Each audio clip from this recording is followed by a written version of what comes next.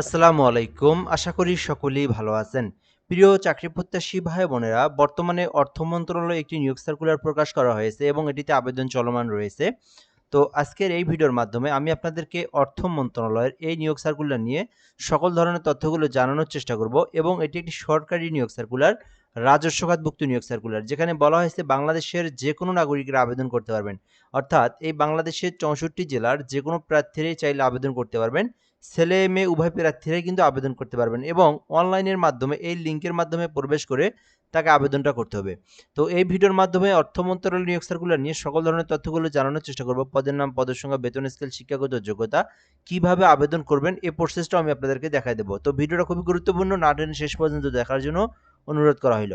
তো ভিডিওটা শুরু করার আগে আপনাদেরকে একটা বিষয় বলে রাখি, যারা আমাদের ইউটিউব চ্যানেলে ভিডিওটা দেখতেছেন চ্যানেলটি সাবস্ক্রাইব করে রাখবেন। ফেসবুক আমাদের পেজ রয়েছে জব প্লাস বিডি, এখানেও ভিডিওটা চলতেছে। তো যারা ফেসবুক থেকে দেখতেছেন অবশ্যই পেজটিতে ফলো দিয়ে রাখবেন।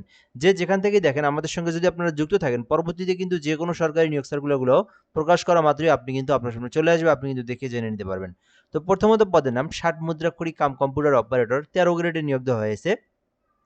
মোট 16টি পদসংখ্যা রয়েছে এখানে। এই ক্ষেত্রে আপনার শিক্ষাগত যোগ্যতা প্রয়োজন স্নাতক অথবা ডিগ্রি, যারা অনার্স পাস করেছেন অথবা যারা ডিগ্রি পাস করেছেন এবং যাদের কম্পিউটার সম্পর্কে বেসিক নলেজ জানা রয়েছে, আপনারা কিন্তু 60 মুদ্রাক্ষরিকে আবেদন করতে পারবেন। আর একটা গুরুত্বপূর্ণ বিষয় হচ্ছে এই আবেদনটাতে কিন্তু আপনার 60 মুদ্রাক্ষরিকে যে টাইপের গতি যেটা সেটা থাকতে হবে। অর্থাৎ এই 60 মুদ্রাক্ষরিকের টাইপের গতি হচ্ছে 70/45 শব্দ থাকতে হবে এবং অনার্স অথবা ডিগ্রি পাস থাকলে আবেদন করতে পারবেন। এরপরে ২ নম্বরের একটি পদ রয়েছে ক্যাশিয়ার, যেখানে কিন্তু বাণিজ্য শাখা থেকে যারা অনার্স ডিগ্রি পাস করেছেন ক্যাশিয়ার পদটিতে আপনারা আবেদন করতে পারবেন। এছাড়াও রয়েছে ক্যাটালগার, যেখানে একটি পদ রয়েছে। এখানে বলা হয়েছে কোনো স্বীকৃত বিশ্ববিদ্যালয় হইতে যেকোনো বিষয় বা যেকোনো সাবজেক্ট থেকে হোক না কেন, আপনি যদি অনার্স বা ডিগ্রি পাস করে থাকেন, কম্পিউটার সম্পর্কে বেসিক নলেজ জানা রয়েছে, এই ক্যাটালগার পদটিতে আবেদন করতে পারবেন। এরপরে রয়েছে ৪ নম্বরে অফিস সহকারী কাম কম্পিউটার মুদ্রাক্ষরিক, এখানে কিন্তু মোট ৩টি পদ রয়েছে অফিস সহকারী কাম কম্পিউটার মুদ্রাক্ষরিকে। এক্ষেত্রে শিক্ষাগত যোগ্যতা চাওয়া হয়েছে উচ্চ মাধ্যমিক অর্থাৎ এইচএসসি পাস। যারা শুধুমাত্র এইচএসসি পাস করেছেন এবং যাদের কম্পিউটার চালানো সম্পর্কে অভিজ্ঞতা রয়েছে, আপনারা অফিস সহকারী কাম কম্পিউটারে আবেদন করতে পারবেন। এরপরে ৫ নম্বর পদের নাম, এখানে কিন্তু মোট ১০টি পদ রয়েছে অফিস সহায়কে। তো এটা কিন্তু মোটামুটি একটি বড় পদের সংখ্যা, যেখানে অফিস সহায়ক ২০তম গ্রেড, মোট ১০টি পদের সংখ্যা রয়েছে। এখানে আবেদনের জন্য জাস্ট এসএসসি পাস থাকলে আবেদন করতে পারবেন। আলাদা কোনো অভিজ্ঞতা বা কোনো কিছুরই প্রয়োজন নেই। শুধুমাত্র এসএসসি পাস করা থাকলে আপনারা অফিস সহায়ক পদে আবেদন করতে পারবেন। তো যাই হোক, আপনার শিক্ষাগত যোগ্যতা অনুযায়ী যেটা, সেটা অনুযায়ী আপনি যে পদে চাচ্ছেন এখানে আবেদন করতে পারবেন। এটা কিন্তু সরকারি স্থায়ী নিয়োগ সার্কুলার।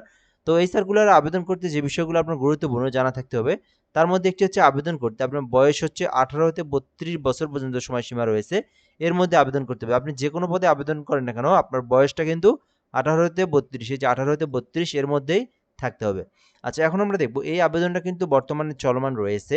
আবেদনটা আপনারা করতে পারবেন পুরো মে মাস, দেন জুন মাসের 11 তারিখ পর্যন্ত চলমান থাকবে। এই জুন মাসের 11 তারিখের আগে আপনাদেরকে আবেদনটা করতে হবে। কিভাবে আবেদন করবেন এই বিষয়টা বলে দিচ্ছি। যারা নিজেরা আবেদন করতে পারেন, যাদের নিজেদের ল্যাপটপ, কম্পিউটার, পিসি ডিভাইস রয়েছে, এখানে একটা লিঙ্ক দেখতে পারতেছেন fidteletalk.com.bd। এইটা গুগল ক্রোম ব্রাউজার, যে কোনো ব্রাউজারে সার্চ করলে কিন্তু আপনার সামনে একটা ফর্ম রয়েছে, ফর্ম চলে আসবে। ওই ফর্ম পূরণ করে আপনাকে কিন্তু আবেদন করতে হবে।